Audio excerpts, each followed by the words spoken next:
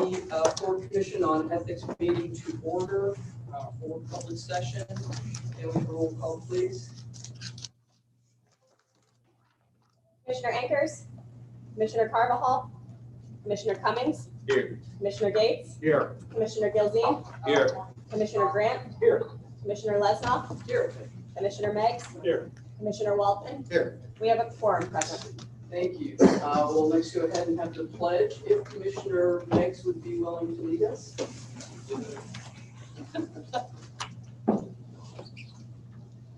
I pledge allegiance to the flag of the United States of America and to the republic for which it stands, one nation, under God, indivisible, with liberty and justice for all.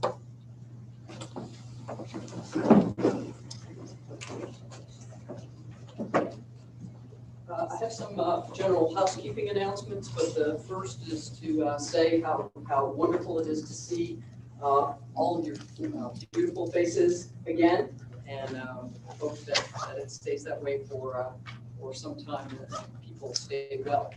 Our housekeeping announcements, ACA has graciously let us use their facilities, so please respect their rules. Have no food or beverage other than water in this room. Please silence your cell phones. Anyone addressing the commission, please speak up so our recording equipment can pick you up properly. And my fellow commissioners, please speak into the microphone so you can be heard. Please be as brief and concise as you can today, as we have a very lengthy agenda and we want to be considerate of everyone's time. Pursuant to Florida law, members of the public have the opportunity to have input before the commission on cases other in those where we act in quasi-judicial capacity. So those would include matters other than complaints, opinions, and determinations on financial disclosures. If you need to be heard on a matter, please fill out a speaking card and give it to Ms. Fulford, who has her hand up over there. All right, first item on the agenda is the approval of the April 16, 2021 minutes. Do you have a motion? Yes, ma'am. Motion by Commissioner Gates, second by Commissioner Grant. All in favor say aye. Aye. Any opposed? Show that motion approved. We will move on to item number 4, consideration of final action. We are in the case of Francis David Brewery, complaint number 20-124. Will the parties or counsel please identify themselves for the record? Melody Hadley, Commission Advocate. Is the No one is present. okay, very well. We have before us a proposed stipulation between the commission advocate and the respondent. After considering all of the materials and presentation of the parties, the commission may vote to approve or reject the stipulation. Complainants have the right to comment in writing on the proposed stipulation. We have not received any comments on the proposal. Ms. Hadley, you are Respondent was a candidate for Clay County Sheriff.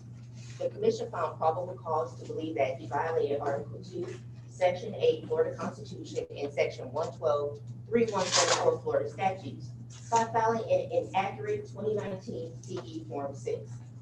Through settlement discussions, the parties have come to an agreement. In the stipulation, respondent admits that he violated the Code of Ethics and agrees to the entry of a final order recommending a civil penalty of $1,000 and public censure and reprimand. I respectfully ask for the commission's approval of the joint stipulation.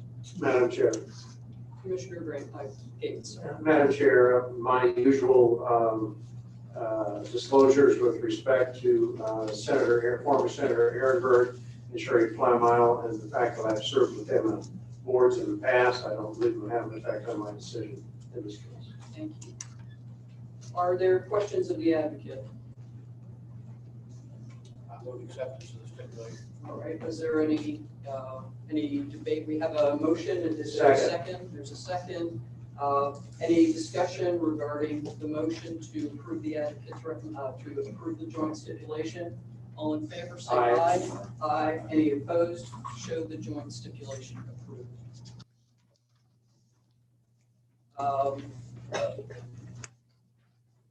Next, we have 2 advisory opinions for consideration. The first is file number 2780, which will be presented by Carolyn Klanke. Is the requester here? Yes, ma'am. Kyle Bauman, Destin City Attorney. Thank you and welcome thank you for coming and welcome. You're recognized to present the opinion. Caroline Clanky, Commission Legal Staff. File number 2780 arises from an inquiry made by the Destin City Attorney on behalf of a member of the Destin City Council. In the member's private capacity, she serves in an uncompensated way on the board of directors of Destin High School, a nonprofit charter high school that is unaffiliated with the city of Destin, but which seeks to provide educational services within that geographical area. In furtherance of this goal, the high school has purchased real property located within the city limits and seeks to renovate the existing buildings on that property to accommodate the school's future facilities. Due to the property's more intensive usage, it is anticipated that it will have an impact on the water and sewer systems afforded by Destin Water Utilities, or DWU, the independent nonprofit water and sewer utility provider. DWU estimates that the cost of the water and sewer impact fees for the high school will amount to $28,574 in water impact fees and $30,352 in sewer impact fees. The high school must pay these impact fees to DWU by the time the high school is issued its certificate of occupancy, which is anticipated to transpire in July of 2021. The impact fees are calculated by the expected increase in equivalent residential units, or ERUs. DWU has advised that the total number of ERUs that the high school is expected to use are 14 ERU equivalent residential units and 14 sewer ERUs. As a large land purchaser in the area, which has resulted in a less intensive usage of those properties, the city of Destin, which is also served in the utility services by DWU, currently has 79 water ERU credits and 73 sewer ERU credits. These credits may be transferred to another entity at the behest of the donor. The high school in this matter is planning to ask the city to transfer 14 of its water ERU credits and 14 of its sewer ERU credits to the high school as a donation. As the member of the city council at issue also serves as an uncompensated member of the board of directors of the high school, she seeks guidance regarding any ethical issues that this gratuitous transfer of ERU credits, if approved, from the city to the high school might give rise to under the Code of Ethics. The opinion before you analyzes these facts in 3 questions. Question 1 analyzes whether a conflict of interest would exist under the conflicts of interest sections of 112.313 subsection 3 and 112.313 subsection 7A under these circumstances, and finds that the prohibited conflict of interest would not exist under either statute were the city council member to continue to serve as an uncompensated member of the board of directors of the high school, and were that high school to receive donated ERU credits from the city. Question 2 analyzes whether the donation of ERU credits from the city to the high school would constitute a direct or indirect gift to the requester, and finds that the transfer of credits would not give rise to any direct or indirect gifts issues under the gift statute, section 112.3148. Finally, question 3 analyzes whether a vote by the city council on the prospective gratuitous transfer of ERU credits would give rise to a voting conflict requiring abstention on behalf of the member requester. The voting conflict statute, section 112.3143, and in particular subsection 3, requires abstention and certain other actions when a vote or measure would inure to the special private gain or loss of the public officer, their relative, their business associate, or a principal by whom they have been retained. The analysis in question 3 analyzes and acknowledges that were the city council to consider the transfer of ERU credits to the high school, such a vote could result in an economic gain or loss to that entity. However, because the member's service on the board of directors is wholly uncompensated, and she is not in an employment capacity therewith, it is not implicative, such a relationship, of a principal by whom retained relationship, nor is it a business associate. And so it finds that the member would not be presented with a hard and fast voting conflict under the voting conflicts laws. However, the opinion goes on to recommend that the member abstain from the vote pursuant to section 286.012 of the Florida statutes in an abundance of caution and to avoid any appearance of impropriety issues. Staff is available to answer any questions you may have, as is the Destin City Attorney, Kyle Bauman, who, as we said at the beginning of this deliberation, is here with us today. Are there questions of Ms. Kleinke? Mr. Bowman, would you like to have an opportunity to speak? You're recognized. Kyle Bauman, Destin City Attorney, work at the law firm Hanker Smith Grimsley, over in Long Beach. I'm here today on behalf of Destin City Council and in particular Dr. Preble Ramswell. Just in her regard, she wishes she could be here today. Unfortunately, like many of us, her husband had COVID about 9 months ago. Unlike many of us, however, he never fully recovered from that. His lung capacity is currently still about 20%. He's currently on a lung transplant list. So she is dealing with that and doctor's appointments. Regarding the opinion, Dr. Ramswell and I fully support the draft opinion as written by your staff. And would like to thank Ms. Kleinke and Mr. Anderson. They've been a terrific work with. Are there questions from the members of Mr. Bowman? Madam Chair, move to adopt the recommendation as before us. Second. And from Commissioner Gates, second from Commissioner Gilzine. Any discussion? All in favor, say aye. Aye. Any opposed, show the opinion approved. Thank you for coming, Mr. Bowman, and we wish health to your principal's husband. Many thanks to this board. Okay, next we have file number 2781, which will be presented by Gray Schaefer. Is the requester of this opinion here? No. No. Okay, Mr. Schaefer, you're recognized. Thank you, Chair. Commissioners, I'll keep this brief. You have before you a request to withdraw this advisory opinion.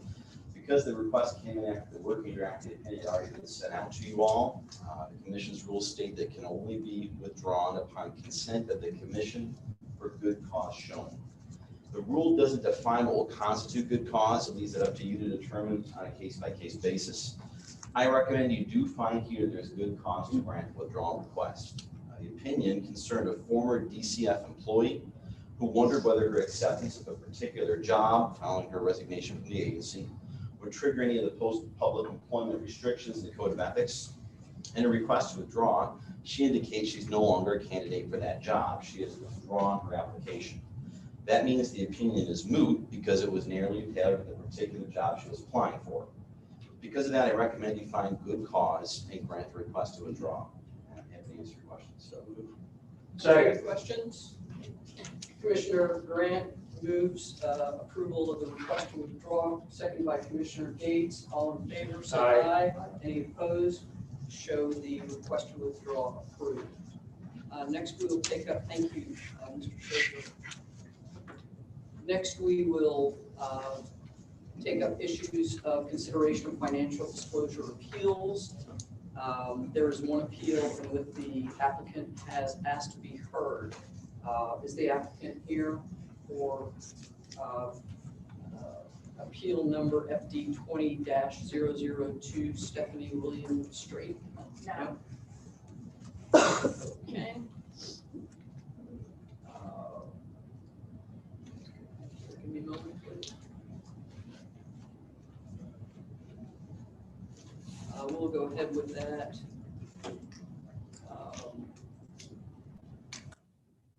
You are recognized. Thank you.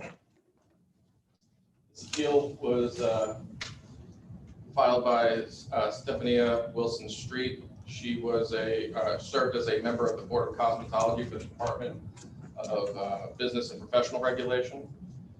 On July 31 of 2020, the Commission on Ethics sent by certified mail a notice of the filing requirement to Ms. Street. The commission received that back in the mail. It was marked return to sender. She did not receive notice of the filing requirement. In her appeal, and she filed the financial disclosure 2.5 months later in October of 2020, which was late. She cites 5 reasons in her appeal for being late with her financial disclosure. That her husband had recently passed away, that COVID-19 pandemic and the related shutdown created some obstacles for her personally in accomplishing this task, that her daughter had been infected with COVID-19 during the relevant period, that Hurricane Sally had caused some flooding in her office building, and lastly, that she did not receive timely notice of the filing. Although any one of these reasons, if fully developed, could have been a reason for good cause shown for the appeal, the draft focuses on the fact that we know she did not receive timely notice of the filing because the commission received that notice back in the mail. As a result, the draft goes on to say that we've done this in the past, that where it's been marked return to sender, and for that reason, I recommend a waiver of the $875 automatic fine assessed against the street. I have a question. I don't know if anybody else does. I've noticed in this and perhaps others, the request due to COVID and the request due to, in this instance, a hurricane that actually occurred well after the date of her delinquency. In reading the opinion, I just want to make sure that it is clear that we're not providing a waiver based on those facts, because if that were the case, we would find that COVID affected every filer, and certainly we should not allow for disasters that happen past or beyond the date of your responsibilities as reasons for us to waive. And some of those may be present in some of these other cases, and if so, I think we need to examine that thinking. In this particular instance,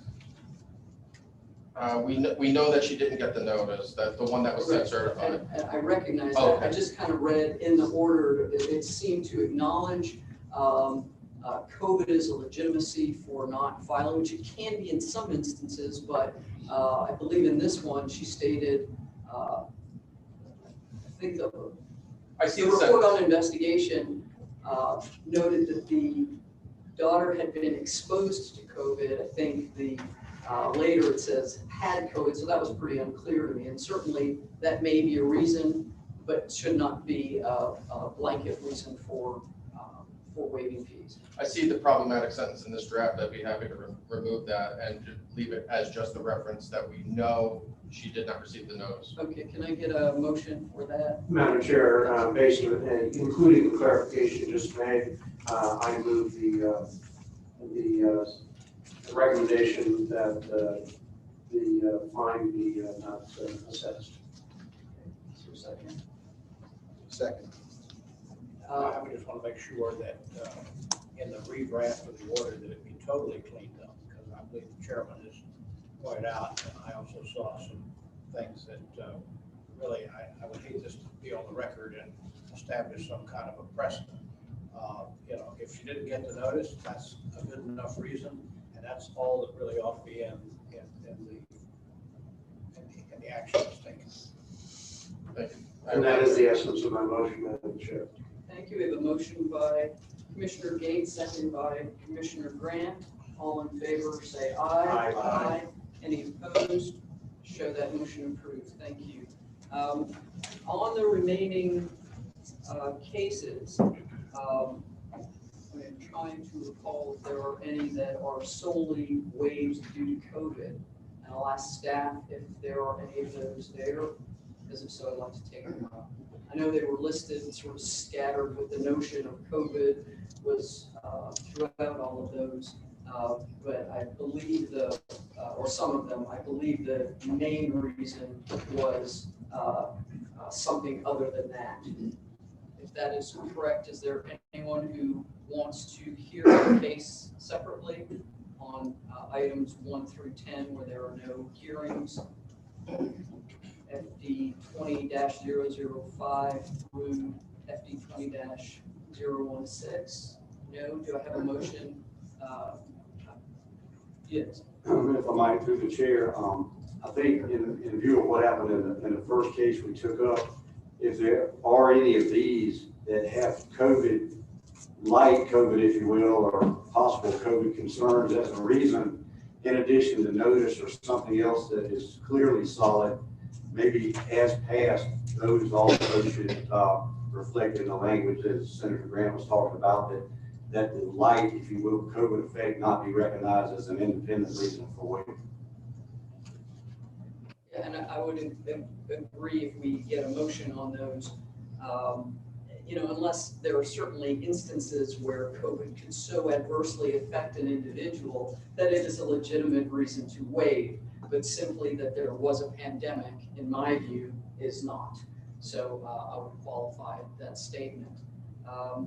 Is there, first we need a motion to take all of these up together? I would move we approve them in bank, subject to sanitizing any of them for not appropriate COVID language. Second. Okay. We have a motion to approve items 1 through 10 on bank with a stipulation to address the COVID exception as discussed. Any further discussion on the issue? All in favor say aye. Aye. Any opposed? Show that motion.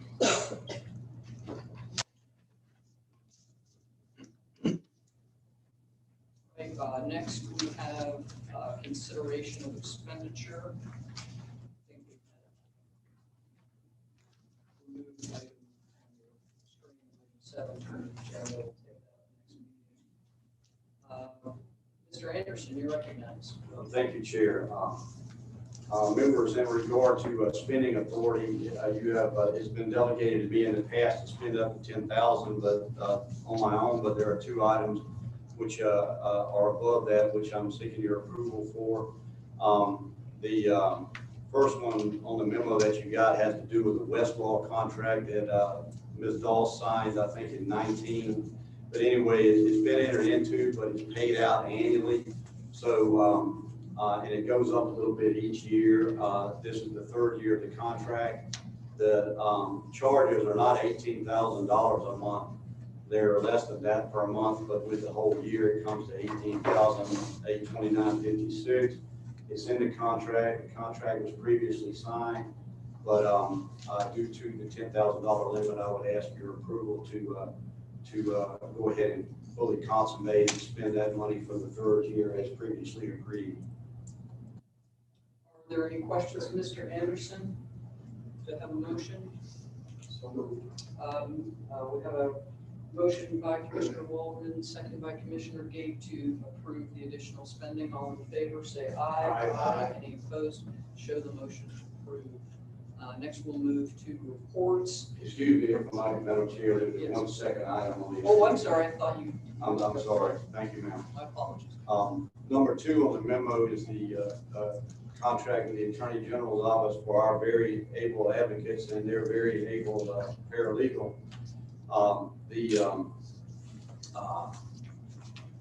The current rate, as in like last year's rate, which has not been increased since the 2015-2016 year, was $376,830. There's been no increase in 5 years.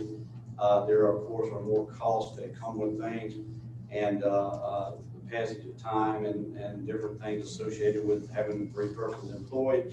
So the new contract again is above my spending limit. If you approve it, it'll be up from $376,830, which has been at for 5 years, to an even $400,000, an increase of not quite, I guess, $25,000 there. But I would ask your approval for that also. Are there questions of Mr. Anderson regarding the slight increase to this contract? Seeing none, do I have a motion? Commissioner Waldman moves we approve, and second by Commissioner Meigs. All in favor? Aye. Aye. Any opposed? Show that approved as well. Thank you. Thank you, Mr.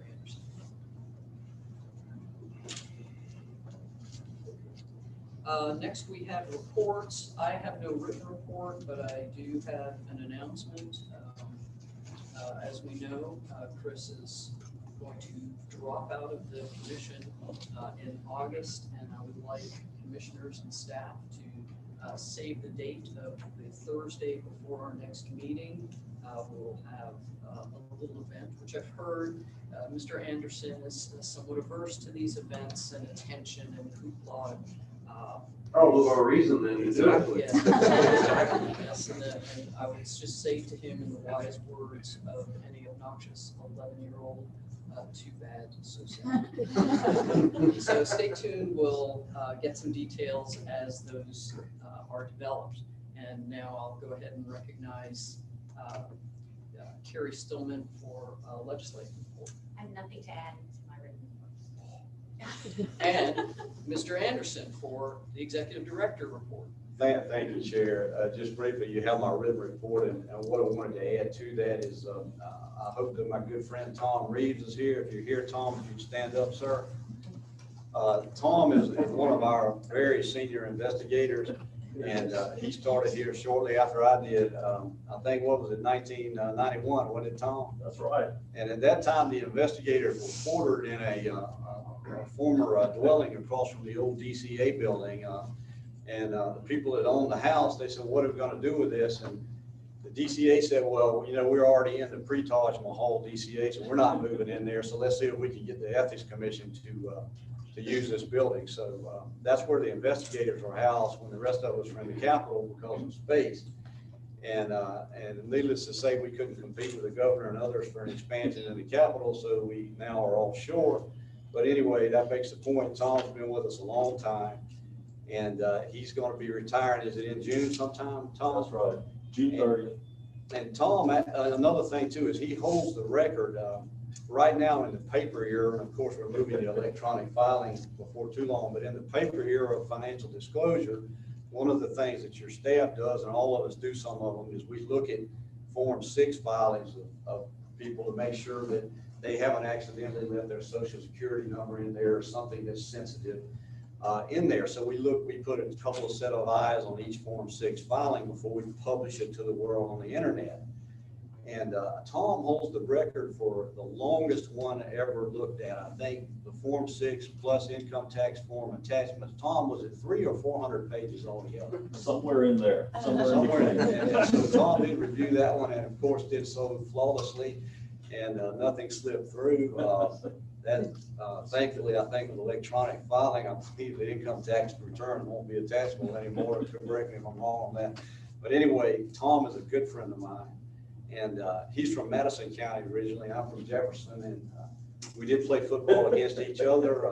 Thankfully, we did prevail on the Jefferson County side at least some of the time. But Tom was a hard guy to handle. You know, I mean, if you could get to the running backs, you could bring them down. But first, you had to get through Reeves. So that wasn't easy because he was just as tall then as he is now. But thank you, Tom. We appreciate it, and Godspeed to you. Thank you, Chris.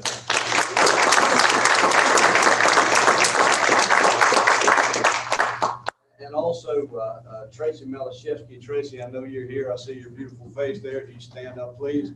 And Tracy is our newest investigator, but she's not completely new to the commission because when I started here, Tracy was already here. And I think at the time, I believe, were you not complaint coordinator at that time, Tracy? I was a complaint coordinator for a few years. I had quite a few jobs. And she's I went on had a very extended maternity leave. I was going to say she's had quite a few jobs, and they're all beautiful children since then, and I think she's going to just fit right in almost automatically.